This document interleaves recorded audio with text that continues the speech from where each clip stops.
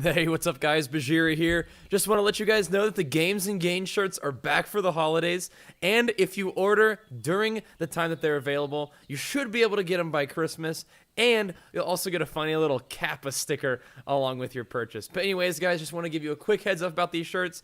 Thank you so much for your support in making these campaigns successful, and I hope you guys enjoy the video. Thanks for watching, dudes.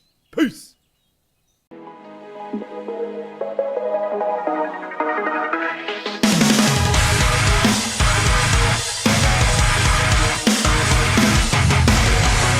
Couldn't survive on the battlefield, but now I'm starting to hear a beautiful nightmare, 'cause it was worth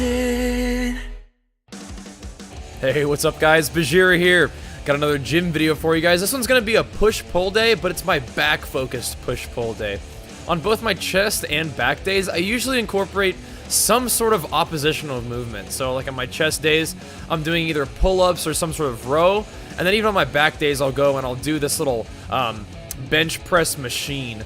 And the reason I do this is less for like a muscle building idea, and it's more just like it feels good and it feels fun to train this way, to get a little bit of the superset stuff in. Now, I don't think that I'm training my chest or back hard enough to stop it from recovering properly. I don't feel like I'm ever like too worn out or anything from doing this. It's just mostly, it gives you a really nice full upper body pump, and it also, I feel like my chest and back do recover pretty well, and I always feel like, you know, every muscle group that I've got can always use extra work. So I'm doing chest with a little bit of back, then the next day I'm doing arms and shoulders, then the next day I'm doing back with a little bit of chest, and then the next day after that is leg day, and then I usually just repeat that cycle. One of the things I'm thinking about doing nowadays is I'm noticing that my workouts, I mean, this isn't uncommon, but my workouts are definitely more based around upper body stuff, and I'm not doing very much cardio right now, and usually, obviously, my day-to-day is a lot of sitting down, so I may actually start incorporating some extra leg exercises just about every day. Maybe just like some isolation stuff. I mean, I'm doing body weight squats is fine, everything like that. I don't know if I want to squat every day. I feel like I probably could, but I think doing some isolation stuff every day might be nice.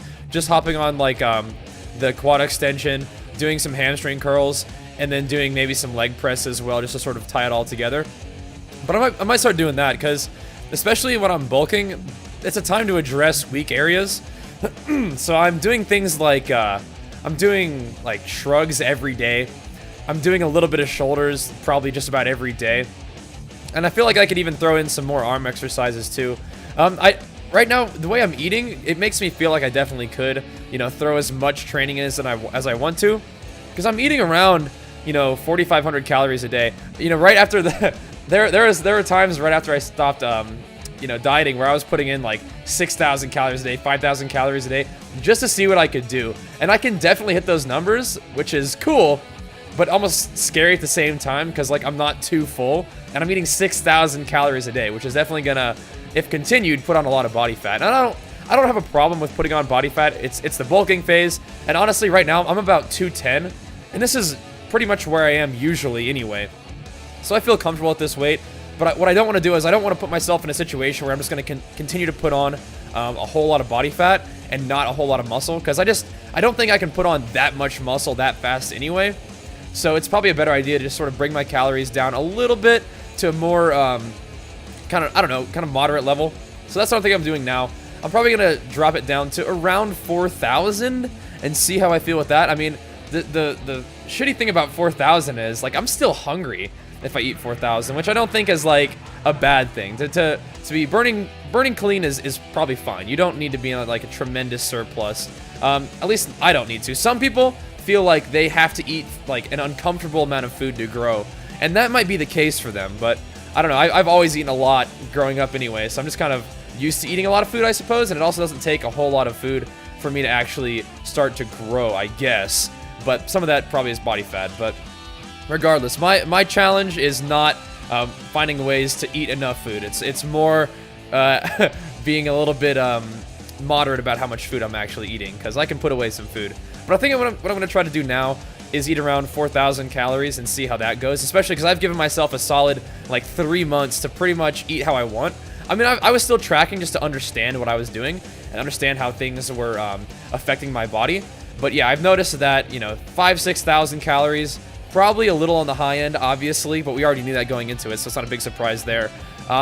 Even 4,500 might be a little on the high end, but I feel like I could, you know, go between 4,000 and 4,500, and that would be a substantial surplus, because I'm not really doing a lot of cardio. I'm training hard, but, you know, there's not tremendous caloric expenditure regardless.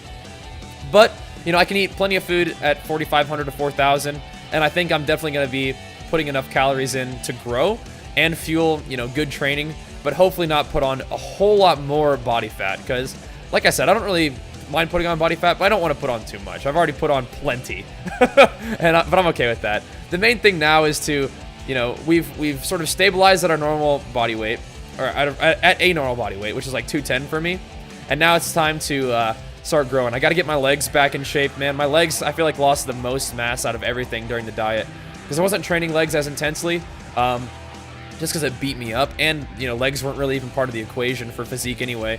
Beyond, you know, training legs really hard, putting in a lot of healthy hormones into fluctuation in your body and stuff, which helps your overall physique. Well, I mean, I was still training legs, but it wasn't like the main focus like it had been for me. So I got to get my legs back online. I really need to make a lot of progress on my upper back, my upper chest, my shoulders, that whole shelf situation.